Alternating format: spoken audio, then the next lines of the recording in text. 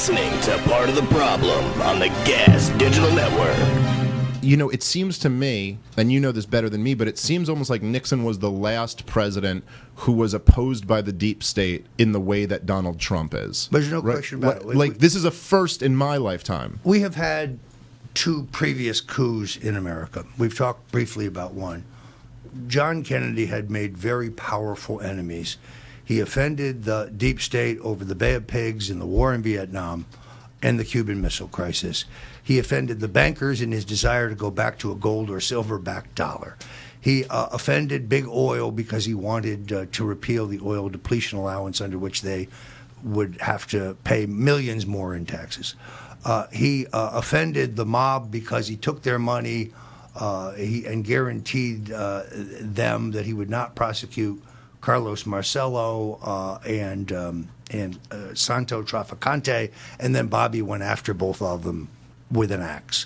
So he offended all these entrenched interests, and first and foremost is Lyndon Johnson, who is facing criminal charges and prison in the Bobby Baker and Billy Saul Estes matters, and they take him out. Nixon's mistake was ending the war in Vietnam, a strategic arms limitation with the Soviets, trying to negotiate a relationship and opening the door to the Chinese. That's not what the deep state had in mind. When they elected Nixon, they thought he was going to give them carte blanche. Instead, he ended the war, and he tried to get us out of the Cold War, and particularly the strategic arms agreement, the SALT agreements with the Russians, drove the deep staters crazy. Watergate comes along because there are some misguided people in Trump's entourage, Nixon's entourage. He's leading in the polls in every state. He's heading for a landslide. Misguided people supporting him break into the Watergate. The CIA learns about this. They infiltrate the operation. They purposely get arrested, and they use it to take him down. The second coup. Now you have the third attempted coup. Robert Mueller, who is functioning under no special counsel law governing his conduct. He is a Torquemada.